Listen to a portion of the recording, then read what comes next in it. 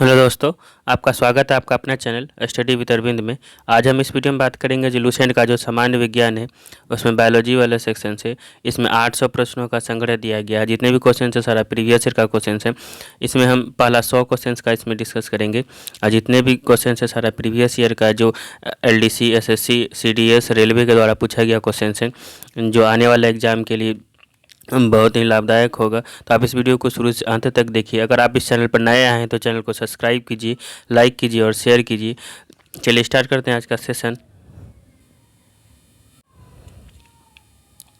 इस वीडियो में जितने भी क्वेश्चंस होगा सारा प्रीवियस ईयर का क्वेश्चंस होगा जो आने वाले एग्जाम के लिए बहुत ही महत्वपूर्ण है। तो आप शुरू से अंत तक देखिए, जितने भी क्वेश्चन है सारा ही देखिए और लास्ट में आप कमेंट जरूर कीजिए आपको कैसा लगा और शेयर भी कीजिए।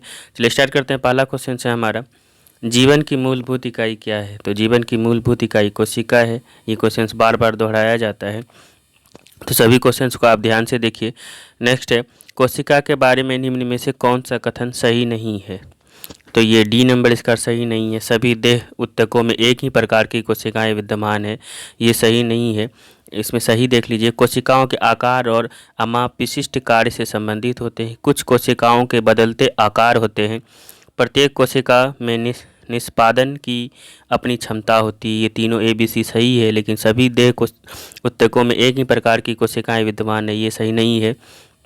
नेक्स्ट क्वेश्चन है, निम्नलिखित में से कौन सा कोशिकांग पादप कोशिकांग में पाया जाता है किंतु जंतु कोशिकांग में नहीं पाया जाता है? पादप में क्लोरोप्लास्ट पाया जाता है जो जंतु में नहीं पाया जाता है। नेक्स्ट है, कोशिका का जीवित अंश यानी जीव द्रव प्रोटोप्लाज्म कहलाता है। ये किससे बना होता है? तो कोशिका द्रव, केंद्रक द्रव और अन्य कोशिकांग से बना होता है। जीव द्रव, कोशिका द्रव, केंद्रक द्रव और अन्य कोशिकांग से। इसका डी नंबर ऑप्शन सही है। नेक्स्ट है, 80% से अधिक कोशिका में पाया जाने वाला पदार्थ क्या है? तो कोशिका में 80% से अधिक जल पाया जाता है। नेक्स्ट है हमारा, निम्नलिखित में से किन कोशिकाओं में नाभिक नहीं होता है? तो RBC में नहीं होता है। लाल रक्त कोशिकाओं में नाभिक नहीं होता है। नेक्स्ट क्वेश्चन है हमारा, निम्न में से 7 नंबर, निम्न में से कौन से कोशिकाओं में आत्मघाती बैग कहे जाते हैं? किस कोशिकाओं को आत्मघाती बैग या आत्मघाती थैली कहा जाता है? तो लाइसोसोम को कहा जाता है। नेक्स्ट है, निम्नलिखित कोशिका अंगकों में से कौन सा एक अर्धपरागम्य है? तो कोशिका झिल्ली अर्धपरागम्य है। ए नंबर इसका सही आंसर है। नेक्स्ट है, निम्नलिखित में से किसको कोशिका का पावर प्लांट भी कहा जाता है? तो यानी पावर हाउस ऑफ सेल कहा जाता है, तो माइटोकॉन्ड्रिया को कहा जाता है। नेक्स्ट क्वेश्चन है हमारा, कोशिका का शक्ति स्रोत क्या है? तो माइटोकॉन्ड्रिया है। इसी को पावर हाउस ऑफ सेल भी कहते हैं। कोशिका का शक्ति केंद्र माइटोकॉन्ड्रिया। नेक्स्ट है, मानव शरीर में मौजूद निम्नलिखित कोशिकाओं में से किसमें माइटोकॉन्ड्रिया नहीं पाया जाता है? तो RBC में नहीं पाया जाता है। तो मानव शरीर में मौजूद निम्नलिखित कोशिकाओं में से किसमें माइटोकॉन्ड्रिया नहीं पाया जाएगा? तो RBC में केंद्रक भी नहीं पाया जाता, ये ध्यान में रखिए। निम्नलिखित में से कोशिका का नियंत्रक केंद्र कौन है? तो ये केंद्रक होता है कोशिकाओं का नियंत्रण केंद्र। 30 नंबर देखिए, निम्नलिखित की कोशिका सूक्ष्मतम जीवित कोशिका है? तो ये माइकोप्लाज्म सबसे सूक्ष्मतम है। माइकोप्लाज्म गैलीसेप्टिकमा बोलते हैं इसको। तो माइकोप्लाज्म कोशिका सबसे सूक्ष्मतम जीवित कोशिका है। नेक्स्ट है, DNA का सामंजस्य अति मूल प्रोटीन से है, उसे क्या कहते हैं? हिस्टोन बोलते हैं। DNA का सामंजस्य अति मूल प्रोटीन से उसे क्या कहते हैं? तो हिस्टोन प्रोटीन बोलते हैं उसको। नेक्स्ट क्वेश्चन है हमारा, निम्नलिखित में से किस एक कोशिकीय कोशिकांग समूह में DNA होता है? तो सूत्रकणिका, केंद्रक और हरित लवक में DNA होता है। तो देख लीजिए DNA किस में होता है? तो सूत्रकणिका में होता है, केंद्रक में और हरित लवक में DNA होता है। नेक्स्ट है, DNA की पॉलीन्यूक्लियोटाइड श्रृंखला में क्या समाविष्ट होता है? तो एक नाइट्रोजनी क्षारक, डीऑक्सीराइबोस शर्करा और फॉस्फेट समूह होता है। बोल रहा है क्वेश्चन 16 नंबर, DNA की पॉलीन्यूक्लियोटाइड श्रृंखला में क्या समाविष्ट होता है? तो एक नाइट्रोजनी क्षारक, डीऑक्सीराइबोस शर्करा और फॉस्फेट समूह है। जितने भी क्वेश्चन है सारा अति महत्वपूर्ण है जो आने वाले रेलवे के एग्जाम के लिए NTPC ग्रुप D के लिए लाभदायक होगा। तो आप शुरू से सारा क्वेश्चन को ध्यान से देखिए। नेक्स्ट है 17 नंबर, चिकनी अंतर्द्रव्यीय जालिका के अनुपूरक कार्यों में से एक कार्य है, ये विषैले पदार्थों का निर्वसीकरण करता है। चिकनी अंतर्प्रद्रव्य जालिका अनुपूरक कार्यों में से एक कार्य क्या है? तो विषैले पदार्थों का निर्वसीकरण करना। निम्नलिखित में से क्या DNA में मौजूद रहता है किंतु RNA में नहीं रहता? ये थायमिन रहता है। डीएनए में 4 प्रकार का नाइट्रोजन बेस क्षार पाया जाता है, एडेनिन, गुआनिन, थाइमिन, साइटोसिन। और आरएनए में वही थाइमिन के जगह पे यूरेसिल आ जाता है, तो इसको ध्यान रखिए कि आरएनए में थाइमिन नहीं होता है, यही थाइमिन के जगह यूरेसिल होता है, तो इसका ए नंबर सही आंसर है। नेक्स्ट हमारा आरएनए का प्राथमिक कार्य क्या है? तो आरएनए का प्राथमिक कार्य होता है प्रोटीन का संश्लेषण करना शरीर में हमारा। नेक्स्ट है राइबोसोम्स होते हैं, तो राइबोसोम्स एक प्रोटीन्स है। नेक्स्ट क्वेश्चन है आनुवांशिक यूनिट अर्थात जीन होते हैं, तो जीन किस में होते हैं? तो गुणसूत्रों में होता है जीन। डीएनए की द्विकुंडली संरचना किसके द्वारा दी गई थी? तो वाटसन तथा क्रिक के द्वारा। डबल हेलिक्स मॉडल दिया गया था डीएनए का वाटसन और क्रिक के द्वारा। नेक्स्ट क्वेश्चन है सबसे पहले डीएनए को अलग किसने किया था? तो सबसे पहले डीएनए को फ्रेडरिक हॉफमिस्चर ने अलग किया था। याद ध्यान में रखिए आप, सबसे पहले डीएनए को किसने अलग किया था? तो फ्रेडरिक हॉफमिस्चर के द्वारा किया गया था। डीएनए के 2 स्ट्रैंड बंधे होते हैं, तो ये डीएनए किस बंधन बॉन्ड के द्वारा बंधे होते हैं? तो हाइड्रोजन बॉन्ड्स के द्वारा बंधा होता है अपने में। नेक्स्ट है डीएनए एक तंतुगुच्छ से आरएनए में आनुवांशिक सूचना के प्रतिरूपण की प्रक्रिया क्या कहलाती है? तो अनुलेखन कहलाता है। डीएनए के एक तंतुगुच्छ से आरएनए में आनुवांशिक सूचना के प्रतिरूपण की प्रक्रिया को क्या कहते हैं? तो अनुलेखन कहते हैं। प्रयोगशाला में सर्वप्रथम डीएनए का संश्लेषण किसने किया था? तो खुराना ने किया था। लेकिन डीएनए अलग किसने किया था? सबसे पहले डीएनए को अलग किया था फ्रेडरिक हॉफमिस्चर ने, और डीएनए का संश्लेषण किसने किया था? तो खुराना ने। आप दोनों क्वेश्चन ध्यान में रखिए। नेक्स्ट क्वेश्चन है हमारा डीएनए उंगली छाप का प्रयोग किसकी पहचान के लिए किया जाता है? ये तीनों इसका ऑप्शन सही है, माता पिता, बलात्कारी, चोर, इसलिए इसका उपयुक्त सभी हो जाएगा। नेक्स्ट क्वेश्चन है हमारा जीव कोशिकाओं में आनुवांशिकी लक्षणों के नियंत्रण में निम्नलिखित में से कौन सा उत्तरदायी है? तो आनुवांशिकी लक्षणों को डीएनए ले जाता है एक पीढ़ी से दूसरे पीढ़ी, तो डीएनए इसके लिए उत्तरदायी होता है। पुरुषों में पुरुषत्व के लिए कौन सी गुणसूत्र संयोजन उत्तरदायी है? तो XY गुणसूत्र उत्तरदायित्व है। नेक्स्ट क्वेश्चन है मनुष्य में कौन सा क्रोमोजोम के मिलने से बालक का जन्म होता है? तो पुरुष का Y और स्त्री का X गुणसूत्र मिलने से बालक का जन्म होता है, यानी लड़का। नेक्स्ट है शरीर में लगी चोट की मरम्मत के लिए किस प्रकार के सेल विभाजन का प्रयोग किया जाता है? तो केवल समसूत्रण होता है। अगर शरीर में लगी चोट की मरम्मत के लिए किस प्रकार का सेल विभाजन होगा? तो केवल समसूत्रण प्रकार का।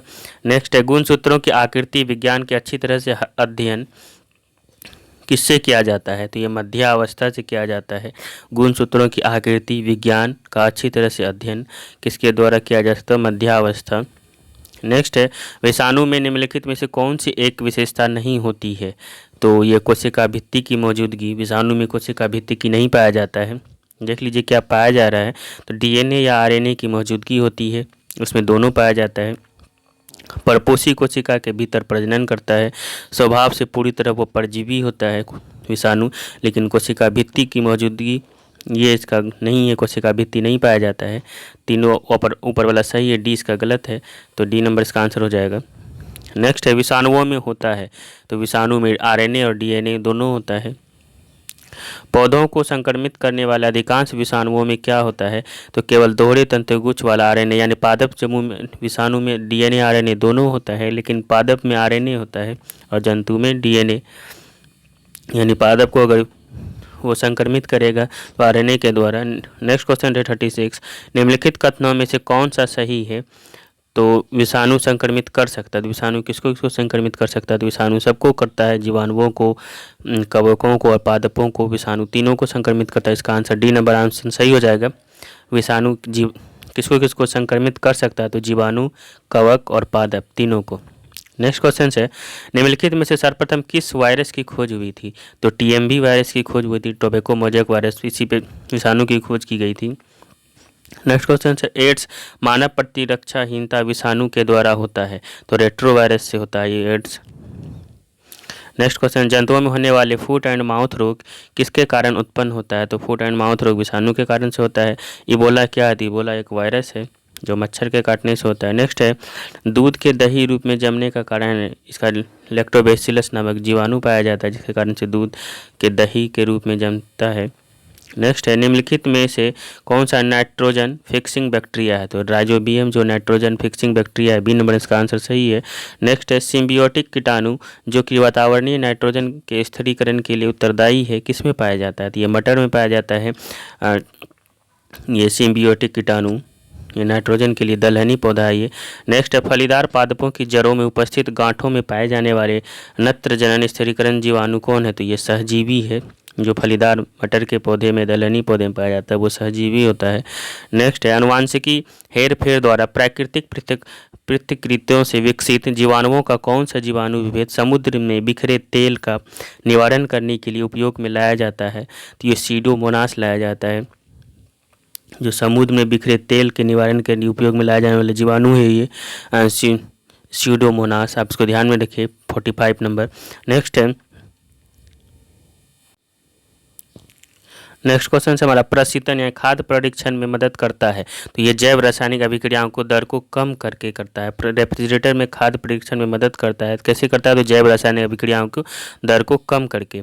अवायवीय स्थिति में जैविक पदार्थ के जीवाणु अपघटन को क्या कहते हैं? तो ये किण्विनीकरण कहते हैं। अवायवीय स्थिति में जैविक पदार्थों के जीवाणु अपघटन को किण्वीकरण बोलते हैं। सारा क्वेश्चन महत्वपूर्ण है। जीवों के निम्नलिखित प्रकारों में से छत्रक किससे संबंधित है? छत्रक ये कवक है, जिसको हम लोग कुकुरमुत्ता या मशरूम बोलते हैं। नेक्स्ट है जीवों के निम्नलिखित प्रकारों में छत्रक किससे संबंधित? तो कवक से है। सामान्य खाद्य छत्रक यानी मशरूम क्या होता है? तो मशरूम ये कसकर ठसाठस भरे कवक का जाल है, वो कवक होता है मशरूम, जिसको हिंदी में कुकुरमुत्ता भी बोलते हैं हम लोग। नेक्स्ट है ईस्ट मिलाने पर गूथे हुए आटे के उठने का क्या कारण है? तो ये कार्बन डाइऑक्साइड गैस का निर्मोचन हो जाता है। बोला ईस्ट मिलाने पर गूथे हुए आटे के उठने का क्या कारण है? तो कार्बन डाइऑक्साइड गैस का निर्मोचन। ईस्ट एक क्या है? ईस्ट एक कवक है। ब्रेड बनाने में इस्तेमाल किया जाने वाला खमीर ये किण्वन के लिए उत्प्रेरक के रूप में कार्य करता है। ब्रेड बनाने में इस्तेमाल किया जाने वाला खमीर किण्वन के लिए उत्प्रेरक के रूप में कार्य करता है। नेक्स्ट क्वेश्चन है निम्न में से किसे बडिंग के माध्यम से तैयार किया जाता है? बडिंग के माध्यम से ईस्ट को तैयार किया जाता है। पेनिसिलिन का आविष्कार किसने किया? तो अलेक्जेंडर फ्लेमिंग के द्वारा किया गया था पेनिसिलिन का आविष्कार। नेक्स्ट क्वेश्चन है हमारा प्रतिजीवी पेनिसिलिन किससे प्राप्त किया जाता है? ये प्रतिजीवी पेनिसिलिन कवक से प्राप्त किया जाता है। नेक्स्ट क्वेश्चन 56 नंबर एफ्ला विष किससे बनते हैं? तो एफ्ला नामक विष जो है ये कवक से बनाया जाता है। खुजली का रोग यानी स्कैबीज का कारण निम्नलिखित में से कौन सा? तो ये कवक के कारण से होता है स्कैबीज। लाइकेन जो एक नग्न चट्टान पर भी पारिस्थितिकी अनुक्रम को प्रारंभ करने में सक्षम है, वास्तव में किनके सहजीवी सहचर है? तो ये शैवाल और कवक का होता है। जो लाइकेन होता है शैवाल और कवक का सहजीवी सहचर होता है। नेक्स्ट क्वेश्चन है चट्टानी स्तरों पर लाइकेन विकास को क्या कहा जाता है? तो चट्टान पर उगने वाले लाइकेन को हम लोग सेक्सिकॉल्स बोलते हैं। लिटमस अम्ल क्षार सूचक प्राप्त होता है। तो लिटमस किससे प्राप्त करते हैं? तो लिटमस लाइकेन से प्राप्त करते हैं। नेक्स्ट क्वेश्चन है निम्नलिखित में से कौन प्रदूषण संकेतक पौधा? तो प्रदूषण संकेतक पौधा लाइकेन को बोलते हैं।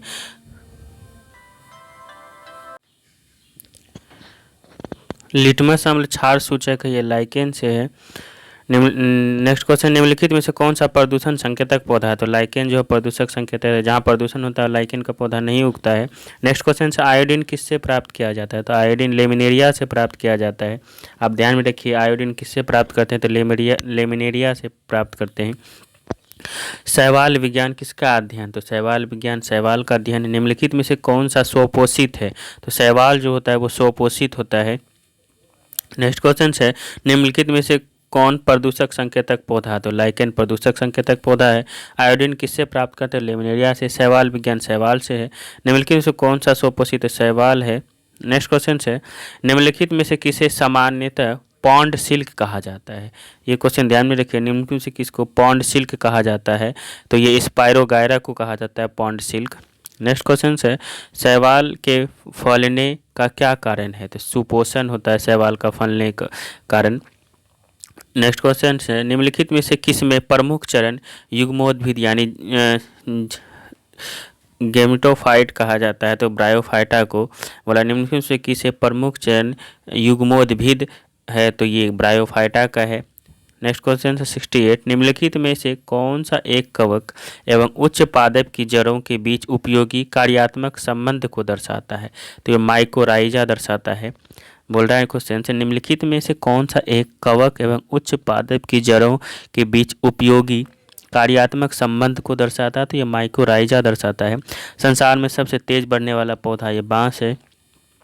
निम्नलिखित में से 70 नंबर देखिए, निम्नलिखित में से किस फसल में एजोला एवं एनाबेना जैव उर्वरक का प्रयोग किया जाता है? तो ये चावल में किया जाता है। एजोला और एनाबेना नामक जैव उर्वरक का प्रयोग किस फसल में करते हैं? तो चावल के फसल में। चिलगोजा निम्न से किस एक प्रजाति के बीज से प्राप्त, चिलगोजा पाइनस से प्राप्त किया जाता है? सबसे लंबा जीवित वृक्ष ये सिकोया का होता है। जलीय फर्न जिसे जैव उर्वरक के रूप में प्रयुक्त किया जाता है उसको क्या बोलते हैं? एजोला बोलते हैं। जलीय फर्न जिसे जैव उर्वरक के रूप में उपयोग करते हैं, एजोला। निम्न में से कौन सी बात अनावृत बीजी के बारे में सच नहीं है? तो ये संवहनीय बंडल अनुपस्थित होता है, ये सही नहीं है। क्या क्या सही है? अनावृत बीजी प्रमुख चरण स्पोरेटोफाइट्स होता है, बीजाणु हेट्रोस्पोरस होते हैं, फूल अनुपस्थित होते हैं, ये सब सही है, लेकिन संवहनीय बंडल अनुपस्थित होता है, यही सही नहीं है। नेक्स्ट क्वेश्चन है, सहचर कोशिकाएं निम्नलिखित में से सिर्फ किस में होता है? तो ये एंजियोस्पर्म में पाया जाता है सहचर कोशिकाएं। दालें पादपों के इस कुल से प्राप्त किया, दाल लेग्यूमिनोसी कुल से प्राप्त किया जाता है, दलहनी पौधे। किस पौधे का वैज्ञानिक नाम सोलेनम ट्यूबरोसम है? तो यह आलू का नाम है, सोलेनम ट्यूबरोसम। नेक्स्ट क्वेश्चन है, मैग्नीफेरा इंडिका किसका वैज्ञानिक नाम? तो ये आम का है। डोलेनिक्स रजिया रफीन ये गुलमोहर का वैज्ञानिक नाम है, साइंटिफिक नेम। डेलोनिक्स रजिया रफीन गुलमोहर को बोलते हैं ये। नेक्स्ट क्वेश्चन है हमारा, अजादिराचता इंडिका निम्न में से किसका वनस्पतिक नाम है? तो ये नीम का नाम है, अजादिराचता इंडिका, ये नीम का साइंटिफिक नेम है। नेक्स्ट क्वेश्चन से, आर्टोकार्पस इंटीग्रा डैश का वैज्ञानिक नाम है? तो आर्टोकार्पस इंटीग्रा कटहल का वैज्ञानिक नाम है। आर्टोकार्पस इंटीग्रा किसका वैज्ञानिक नाम? तो ये कटहल का है। नेक्स्ट क्वेश्चन से, कुछ जड़ें जिन्हें डैश कहा जाता है वे डैश मूल के अलावा किसी अन्य अंगों से उत्पन्न होते हैं? तो आकस्मिक जड़ें बोलते हैं। मतलब कुछ जड़ें जिन्हें डैश कहा जाता है वे मूल के अलावा किसी अन्य अंग से उत्पन्न हो जाते हैं, उसको आकस्मिक जड़ बोलते हैं। निम्नलिखित में से कौन सा पादप का एक मुख्य अवशोषक अंग है? तो केवल जड़ जो होता है वो अवशोषक अंग होता है। मूली किसका एक उदाहरण है? तो मूली जड़ होता है। आलूकंद होता है, ध्यान में रखिए। नेक्स्ट क्वेश्चन है, निम्नलिखित में से क्या तने का रूपांतरण नहीं है? ये शकरकंद जो होता है तने का रूपांतरण नहीं है। तना में प्याज आता है, अरबी धनकंद आता है, आलू आता है, सब तना है। आलू में भी तना में भी वो कंद में आता है आलू, और अरबी धनकंद में आता है, प्याज बल्ब में आता है, सलकंद भी बोलते हैं उसको। तो लेकिन ये तना में कौन नहीं आता है? तो शकरकंद नहीं आता है। आलू क्या है? तो आलू एक तना में कंद है, लेकिन यहाँ पे अगर कंद नहीं दे, तना भी नहीं दे, तो ये डंठल होता है। आलू को हम डंठल भी बोलते हैं। नेक्स्ट क्वेश्चन है, निम्नलिखित में से कौन सा रूपांतरित तना है? तो रूपांतरित तना आलू है। खाना बनाने एवं स्वाद हेतु प्रयोग किया जाने वाला अदरक यानी राइजोम है, जो डैश है, भूमिगत तना है अदरक। डैश प्रकंद का एक उदाहरण है? तो अदरक प्रकंद है, कंद में भी प्रकंद है वो। हल्दी, यहाँ पे हल्दी लिखा है, हल्दी पौधे इस भाग से प्राप्त होते हैं, हल्दी तना से प्राप्त किया जाता है। हल्दी के किस भाग से हल्दी पाउडर प्राप्त किया जाता है? सुखाया हुआ प्रकंद से प्राप्त करते हैं। किस पादप में तना संचयन तथा चिरकालिकता का कार्य करता है? तो हल्दी, इसको हम लोग बहुत दिन सुखा के रख सकते हैं। काली मिर्च का पौधा क्या है? तो एक बेल लता है ये। काली मिर्च का पौधा क्या है? तो एक बेल लता है। प्याज में खाद्य भाग मांसल पर्ण को बोलते हैं। प्याज में जो खाद्य वाला भाग होता है वो मांसल पर्ण वाला भाग। नेक्स्ट है, प्याज में खाद्य किस रूप में संचयित होता है? तो ये सेल्यूलोज के रूप में रहता है। प्याज में जो खाद्य रहता है संचित सेल्यूलोज के रूप में। निम्नलिखित में से कौन सा एक हरे पत्ते का प्राथमिक कार्य नहीं है? खाद्य और जल का चालन करना, ये हरा पत्ता का काम नहीं है। खाद्य और जल का चालन करना ये जाइलम का काम है। नेक्स्ट है, एक वास्तविक फल निम्नलिखित में से किससे निर्दिष्ट होता है? जब पुष्प केवल अंडाशय फल में विकसित होता है तो वो वास्तविक फल होता है, जब अंडाशय से विकसित हो। नेक्स्ट क्वेश्चन है, एक अक्ष या तने पर पत्तियों की व्यवस्था को क्या कहा जाता है? तो ये फाइलोटेक्सी कहा जाता है। अक्ष या तने पर पत्तियों की व्यवस्था को क्या कहा जाता है? तो फाइलोटेक्सी। घटपर्णी के निम्नलिखित भागों में से कौन सा एक घट में रूपांतरित होता है? तो पत्ता होता है। घटपर्णी में घट में कौन रूपांतरित होता है? तो पत्ता। नेक्स्ट क्वेश्चन है, पादप ऊपर चढ़ते हैं कैसे? तो प्रातान के द्वारा चढ़ता। पादप ऊपर चढ़ते हैं प्रातान के द्वारा। नेक्स्ट क्वेश्चन, नीचे दिए गए पौधे और उनके खाद्य भाग के युग्मकों में कौन सा सुमेलित नहीं है? तो ये आलू का मूल, ये सही नहीं है। अदरक, प्रकंद, प्याज, मांसल पर्णी सही। नारियल, भ्रूण, पुष्प। आलू का तना होता है, तना में भी कंद होता है, ये मूल नहीं होता, मूल जड़ हो जाएगा। नेक्स्ट सी नंबर का आंसर सही है। नेक्स्ट क्वेश्चन से, फूलों के अध्ययन को क्या कहते हैं? फूलों के अध्ययन को एंथोलॉजी बोलते हैं। जीवन चक्र की दृष्टि से पौधे का सबसे महत्वपूर्ण अंग कौन है? तो ये पुष्प है। निम्न में से कौन सा एक उभयलिंगी फूलों के बारे में सही है? तो उभयलिंगी फूलों में उनमें पुंकेसर और अंडप दोनों होते हैं, तो उसको उभयलिंगी बोलते हैं।